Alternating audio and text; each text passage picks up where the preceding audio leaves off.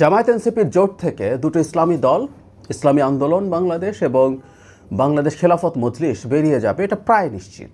In fact এটা যদি নিশ্চিত হয়ে যায় তখন এটার ইম্প্যাক্ট অন ইলেকশনস সেটা নিয়ে একটু কথা বলতে চাই।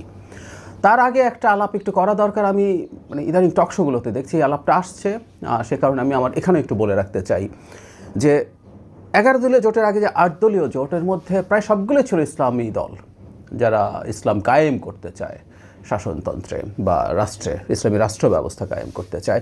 তারা তাদের এক ধরনের আদর্শিক মিল আছে, তারা ইসলামী দল, প্যান ইসলামিক একটা ভাইব দেওয়ার চেষ্টা করেছে। এটা সঠিক কিনা? আমি মনে করি এটা সঠিক না, একেবারেই না। তারা এটা কেন করেছেন সেই আলাপটাও করতে চাই। 11 দলীয় জোট হয়েছে, এবি পার্টি, তারপর এনসিপি এবং আরেকটা দল তাদের সাথে যুক্ত হলো, সব মিলে। এর আগে 8টা দল ছিল, এর মধ্যে একটা বাদে বাকি সবই কোনো না কোনো ফর্মের ইসলামী দল। ইসলামী আন্দোলন বাংলাদেশ 5 আগস্ট পরবর্তী সময়ে ক্রমাগত বলে গেছে সব ইসলামী ভোট এক বাক্সে, মানে সব ইসলামী দল তাদের মধ্যে বিভেদ না রেখে একত্র হবে। এই আলাপটা আসলে অনেক দিন থেকে আছে। অনেকের ধারণা ছিল যে সব ইসলামী দল যদি একত্র হয়ে যায় তাহলে তারা বাংলাদেশের ক্ষমতায় চলে আসবে।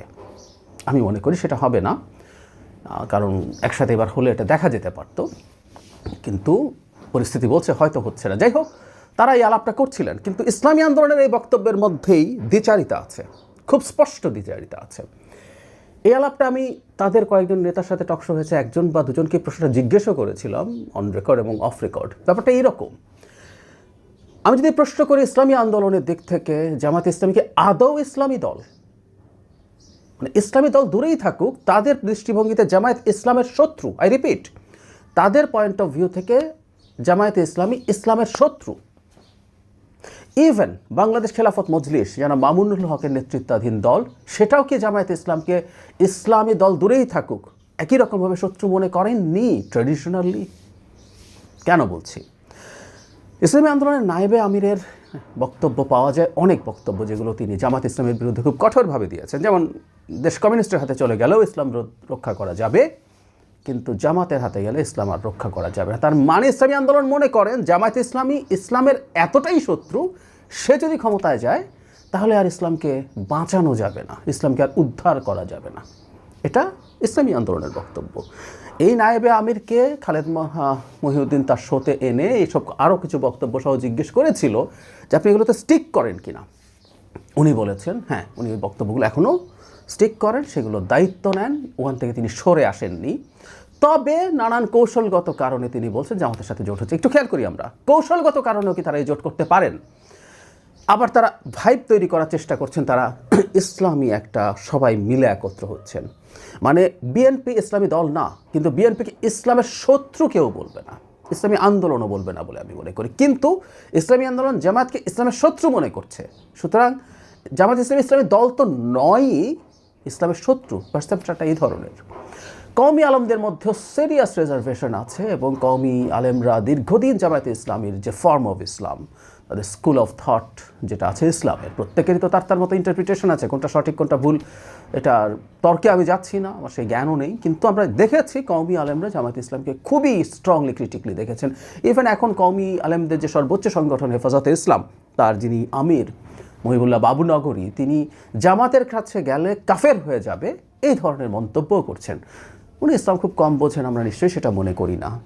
যারা মামুনুল হক সেই ঘরানার মানুষ, তিনি এই জোটে যাওয়াটাকে অনেকের কাছে অবাক লেগেছিল, কারণ ট্রেডিশনালি ওভার দ্য ইয়ার্স তারা জামাতের সাথে এই মতাদর্শিক দ্বন্দ্বের মধ্যে ছিলেন।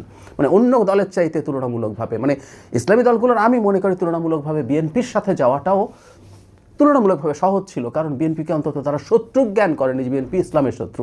জামায়াতকে হেফাজতের মানে কওমি আলেমরা, ইসলামী আন্দোলন তারা শত্রু জ্ঞান করেছেন এবং ইসলামের শত্রু হিসাবে দেখার চেষ্টা করেছেন। তাহলে এই যে সব ইসলামী ভোট একসাথে দাও, এটা আসলে একটা পলিটিক্যাল স্টান্ট বাজিয়েছিল, এটা বলতে চাইছিলাম। কোনো রকম কোনো আদর্শিক জোট ছিল না, কারণ তারা জামায়াত ইসলামীকে ইসলামী দলই মনে করে না। সুতরাং এটা আদর্শিক জোট কখনোই ছিল না। ভাইব দেওয়ার চেষ্টা করা হচ্ছে জনগণের ভোট টানার জন্য। তারা একটা সিনার্জি চেয়েছেন, সম্ভবত বলেন না সিনার্জিজমের ক্ষেত্রে 2 and 2 makes 5, 2 এ 4 না হয়ে কখনো কখনো 5 হয়ে যায়।